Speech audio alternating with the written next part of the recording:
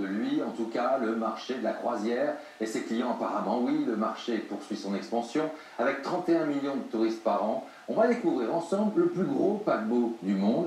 Il a vu le jour en Finlande. Bonsoir Nicolas Châteauneuf. Nicolas, on entre une nouvelle fois dans le gigantisme. Oui, exactement Laurent. Alors je vous présente l'Icon of the Sea, le dernier né de l'armateur Royal Caribbean. Alors il vient de faire ses premiers essais en mer. Je n'ai pas résisté, Laurent, à l'idée de comparer au Titanic en termes de taille. C'est assez parlant. Le Titanic, ici, avait 10 ponts. Eh bien, l'Icon of the Seas en a ligne 20. Il fait 365 mètres de long, ce bateau. Il embarquera 7600 passagers, 2400 membres d'équipage, donc en tout 10 000 personnes.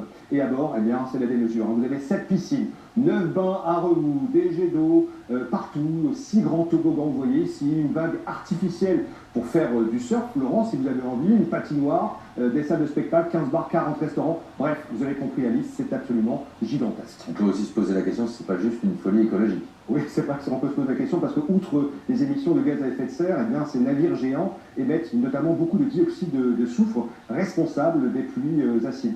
Une étude avait même calculé en 2000 que 218 grands navires au fuel lourd qui naviguaient en Europe, eh bien, leurs émissions équivalaient l'année dernière à celles d'1 milliard de voitures. C'est absolument colossal. Donc les compagnies savent qu'elles sont attendues sur ce point. Et l'Icon of the Sea, d'ailleurs, utilisera du gaz naturel liquéfié qui est censé être un peu moins polluant. L'autre problème, ce sont les eaux usées.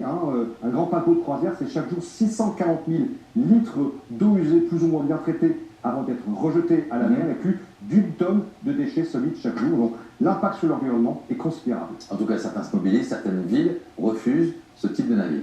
Oui, absolument.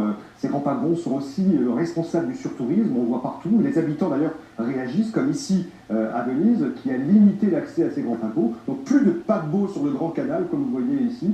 Idem, d'ailleurs, à Majorque ou à Amsterdam. C'est vraiment un mouvement de fond qui se généralise. Merci, Nicolas.